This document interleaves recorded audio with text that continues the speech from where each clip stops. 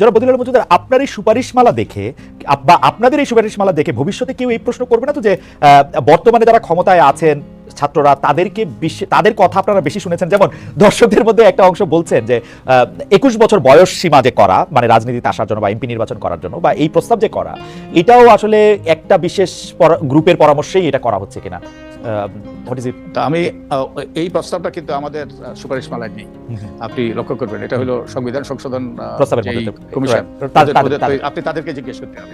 আর আমি একটা কথা সুস্পষ্ট করতে চাই, আমরা যে সুপারিশমালাগুলো প্রস্তুত করেছি এতে কারো কোনো প্রভাব ছিল না। আমরা সম্পূর্ণ স্বাধীনভাবে আমাদের বিবেক বুদ্ধি বিবেচনা খরচ করে এবং ব্যাপক জনগোষ্ঠীর সাথে আলাপ আলোচনা করে তাদের মতামতের ভিত্তিতে আমরা এগুলো প্রমাণ করেছি।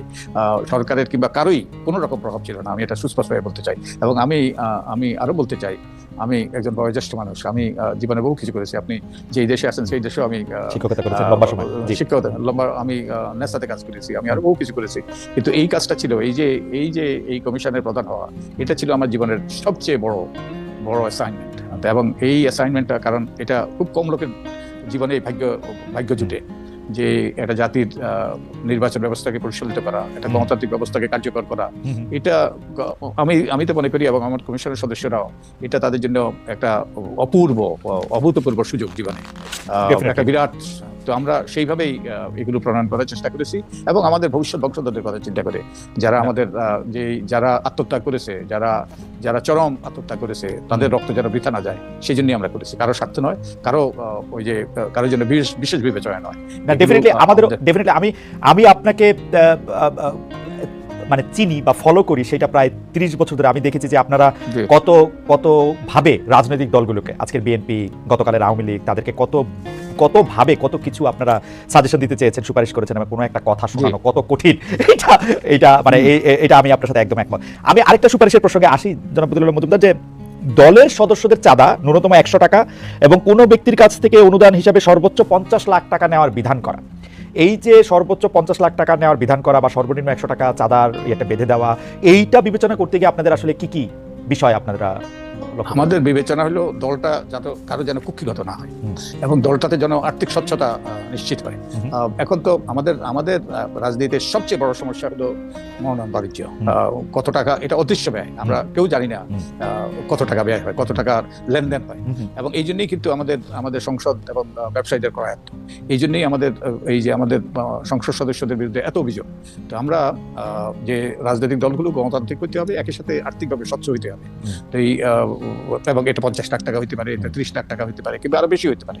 কিন্তু দলটা যেন কারো কুক্ষিগত না হয় এবং একই সাথে যেই অর্থই লেনদেন হয় এটা যেন ব্যাংকিং চ্যানেলে হয় এবং এটা যেন স্বচ্ছতার ভিত্তিতে ব্যয় হয় এবং এগুলো যেন তারা অডিটেড হিসাব নির্বাচন কমিশনে জমা দেয় এবং এগুলো যেন নির্বাচন কমিশনের নিরীক্ষণের সুযোগ হয়। তো একটা আমি বারবার করে বলছি, এটা দল যদি গণতান্ত্রিক না হয়, দল যদি স্বচ্ছ না হয়, দল যদি দায়বদ্ধ না হয় এবং দল যদি সিন্ডিকেটের মতো আচরণ করে, যেটা অতীতে করেছে, তাহলে কিন্তু আমাদের যে অতীতের যে ইতিহাসের পুনরাবৃত্তি করবে, আমরা কেউ চাই না।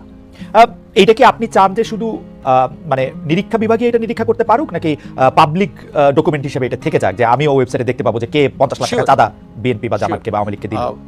আপনার এবং আপনার দর্শকদের জন্য আমি একটা তথ্য দিতে চাই। এই নির্বাচন কমিশনের রাজনৈতিক দলের হিসাব নিকাশ, অডিটেড হিসাব নিকাশ জমা দিতে হয় নির্বাচন কমিশনে। বহু বছর আগে আমি এই সকল হিসাব নিকাশের তথ্য চেয়েছিলাম, নির্বাচন কমিশন আমাকে দিতে ব্যর্থ হয়েছে, তারা দেয় না, এগুলো বলেছে গোপন। আমি তথ্য কমিশনে গিয়েছি, তথ্য কমিশনও দেয় নাই, এগুলো গোপন তথ্য। শেষ পর্যন্ত আমি আদালতে গিয়েছিলাম এবং আদালতে রায় হয়েছে যে কোনো তথ্য যে কর্তৃপক্ষ, ওই যে তথ্য অধিকার আইনি কর্তৃপক্ষ, মানে এই নির্বাচন কমিশনের মতো সরকারি অফিসগুলো এবং সরকারি কর্তৃপক্ষ, সরকারি প্রতিষ্ঠানগুলো, তাদের কাছে যেই তথ্য আছে সেগুলো public information subject to disclosure. তো এগুলো তারা দিতে বাধ্য এবং যে কোনো ব্যক্তি এই তথ্য পেতে পারে। তো এগুলো অবশ্যই যে পাবলিক হতে হবে। ওকে, তার মানে হচ্ছে যে আপনি তহবিল ব্যবস্থাপনায়, দলে তহবিল ব্যবস্থাপনায়, মানে এখন স্বচ্ছতা নিশ্চিত করতে এটা যাতে একদম একটা ওপেন, বইটা যাতে ওপেন থাকে, নিরীক্ষিত আয় ও ব্যয় হিসাব, এটা একদমই আপনারা এটা বলতেছেন। ইন্টারেস্টিং, আপনারা সুপারিশ করতেছেন যে দলের সংসদ নির্বাচনে দলীয় মনোনয়নের জন্য দলের 3 বছরের সদস্য পদ থাকা বাধ্যতামূলক করা। এখন যদি বৈষম্য বিরোধী ছাত্র আন্দোলন আগামীকাল অথবা আমি আগামীকাল কোনো রাজনৈতিক দল প্রতিষ্ঠা করি, তাহলে আমাদের ক্ষেত্রে কি হবে? যাদের দল 3 বছর ছিল না, অবশ্যই তাদের তো ওই 3 বছরের বাধ্যবাধকতা প্রযোজ্য হবে না। যারা নতুন দল, তারা সেই বাধ্যবাধকতার আওতায় আসবেন। নতুন দল বাধ্যবাধকতা আসবে না। আপনারা একদম স্পেসিফিকলি বলতেছেন যে দলের লেজুর ভিত্তিক ছাত্র শিক্ষক শ্রমিক সংগঠন ভাতৃপুত্রী বা যে কোনো নামেই হোক না কেন না থাকার বিধান করা, এবং এটার আরেকটা আছে যে যে কোনো নামেই হোক না কেন বিদেশে শাখা না থাকার বিধান করা। এই দুইটাই যদি একটু বলেন যে এটা কেন ক্ষতিকর, মানে ছাত্র শিক্ষক শ্রমিক সংগঠন কি ঘোষণা দিয়ে শ্রমিক লীগ শ্রমিক দল করবে না, মানে ছাত্র লীগ ছাত্র দল করবে না? ওকে, আমি আমার ব্যক্তিগত অভিজ্ঞতা থেকে বলছি। আমি নিজে ছাত্র রাজনীতি করেছি। আমি 69-এর গণ আন্দোলনের সময় আমার সামান্য একটু ভূমিকা ছিল। আমি তখনকার ইকবাল হল, এখনকার জহুরুল হল, আমি সাধারণ সম্পাদক ছিলাম। 69-এর গণ আন্দোলন পরিচালিত হয়েছে সেই হল থেকে। আমার বাস্তব অভিজ্ঞতা আছে। সেই সময় এক ধরনের ছাত্র রাজনীতি ছিল এবং আমি ব্যক্তিগতভাবে সেই ছাত্র রাজনীতির পক্ষে। কিন্তু লেজুর ভিত্তিক ছাত্র রাজনীতি, এটা ছাত্র রাজনীতি নয়, এটা হলো ছাত্রদেরকে ব্যবহারের রাজনীতি, ছাত্রদেরকে লাঠিয়াল হিসেবে ব্যবহারের রাজনীতি। এবং এই জন্যেই এই যে বিশ্ববিদ্যালয় সম্পর্কে বা পাবলিক বিশ্ববিদ্যালয় সম্পর্কে যে সকল অভিযোগ, আমরা এগুলোকে সন্ত্রাসের আঁকড়ায় পরিণত করেছি। এবং এটা আমাদের শিক্ষার মান, শিক্ষকদের রাজনীতি, ছাত্রদের রাজনীতি, এগুলো শিক্ষার মানে ধস নামার একটা বিরাট ভূমিকা পালন করেছে।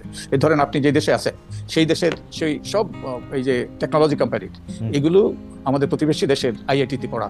আমাদের একটা আইআইটি আছে, আমাদের এরকম কোনো একটা প্রতিষ্ঠান আছে, কোনো একটা প্রতিষ্ঠান নাই।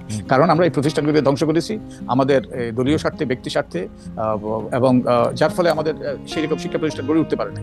এবং তাই যে ছাত্রের কাজ হলো, প্রত্যেকের দায়িত্ব থাকে। ছাত্রদের দায়িত্ব হলো লেখাপড়া করা, ভবিষ্যতের জন্য প্রস্তুত হওয়া। এবং হ্যাঁ, দেশের ক্রান্তি লগ্নে তারাও নাগরিক হিসেবে তারাও তাদের ভূমিকা পালন করবে। কিন্তু ছাত্রদের মূল দায়িত্ব, কর্তব্য হলো তাদের যে সর্বোচ্চ বিকাশ, মেধা, সৃজনশীলতা, নেতৃত্ব, সবকিছু সর্বোচ্চ বিকাশ।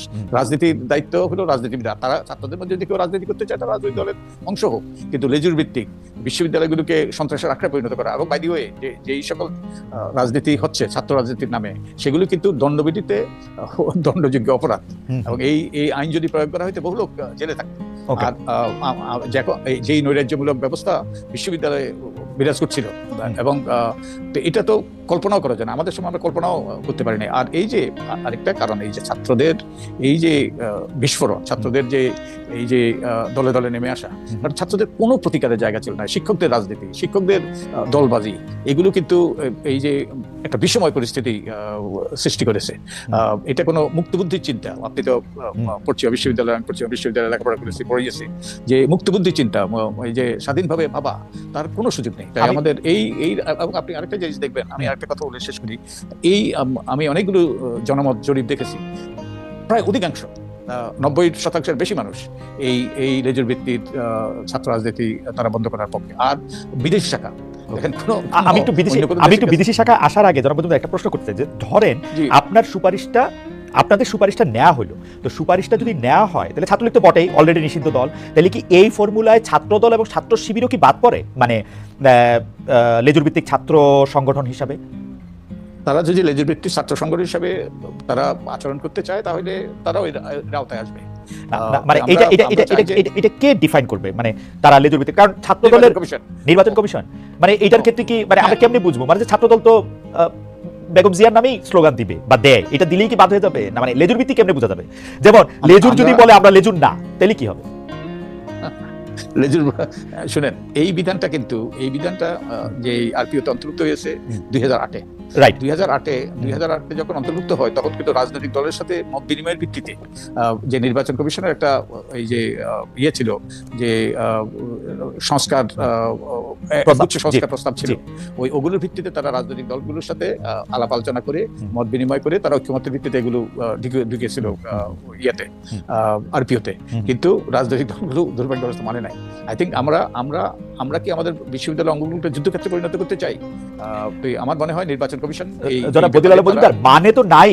আমরা কিন্তু এই 15 বছরে ছাত্রলীগকে বিশেষ অ্যাসাইনমেন্ট পাইতে দেখছি, অ্যাসাইনমেন্ট তারা পালন করছে। সেই সব অ্যাসাইনমেন্ট কিন্তু আবার রাজনৈতিক নেতৃবৃন্দ, তারা ওই সময় প্রধানমন্ত্রীর চেয়ারে বা মন্ত্রিত্বের চেয়ারে তারা দিয়ে দিছে যে আমার ছাত্রলীগই যথেষ্ট, ছাত্রলীগের হুঙ্কার দিলে ভাইসা যাবে। তো সো এটা তো নির্বাচন কমিশন কেমনে এটা ঠিক করবে? এটা একটু এটারই অবসান ঘটানো দরকার। ব্যাপক জনমত আছে, এবং নির্বাচন কমিশন তো এই দায়িত্ব পালন করার জন্য সেখানে তাদেরকে নিয়োগ দেওয়া হয়েছে। অতএব তাদের বিবেক বুদ্ধি বিবেচনা খরচ করে তারা সিদ্ধান্ত নিতে হবে, এবং যে আইন প্রয়োগ সঠিকভাবে করতে হবে। অতীতে তা করে নাই বলেই তো আমাদের এই দুরবস্থা।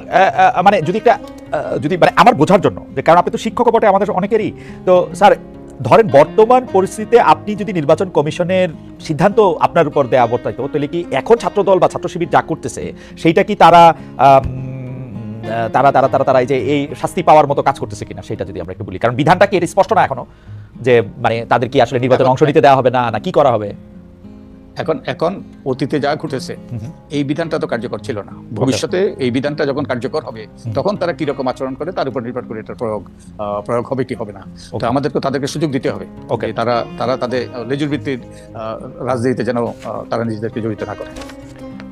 ওকে স্যার, বিদেশি শাখা না থাকার বিধানটা নিয়ে একটু বলতে চাইছিলেন, ওইটা একটু বলবেন কিনা যে রাজনৈতিক দলগুলির বিদেশি শাখা না থাকা? বিদেশি শাখা আমার যতদূর জানি যে এটা এখনো নাই, মানে এটা তো আসলে মানে এটা তো নির্বাচন কমিশনের দলে তো বিদেশি শাখা থাকতেই পারে না। আছে তো, আমি নিউ ইয়র্কেই 10টা দেখি, কেন দেখি জানি না, জার্মানিতেও দেখছি 10-12টা। না, চিন্তা করে দেখ, প্রত্যেকটা কাজের তো একটা এই যে ইতিবাচক আমরা ফলাফল পাওয়া উচিত আমাদের। তো এই বিদেশি শাখাগুলো আমাদের এই বাংলাদেশ নামক রাষ্ট্রের কি উপকারে আসে? কোনো উপকারে আসে? বরং আমাদের রাষ্ট্রের ব্যাপক ওই যে দুর্নাম হয়। আমাদের ওই যে বাংলাদেশিরা যেইভাবে যে কোনো রাজনৈতিক নেতা যদি যায়, যেইভাবে তারা এই যে তার বিরুদ্ধে স্লোগান দেয়, পক্ষে স্লোগান দেয় এবং যেরকম মারামারি করে, এবং আমার তো মনে হয় না, আমি তো মার্কিন যুক্তরাষ্ট্রে বহু বছর ছিলাম, আমি এরকম কোনো দেশের নাগরিকদের করতে দেখি। কিন্তু জনাব মজুমদার, যদি ধরেন দলটা না থাকলো, নিউ ইয়র্ক আওয়ামী লীগ বা নিউ জার্সি বিএনপি, এই দল যদি না থাকলো, বা সর্ব ইউরোপীয় আওয়ামী লীগ, এগুলি যদি না থাকলো, তাহলে কি আর এইসব স্লোগান দিবে না?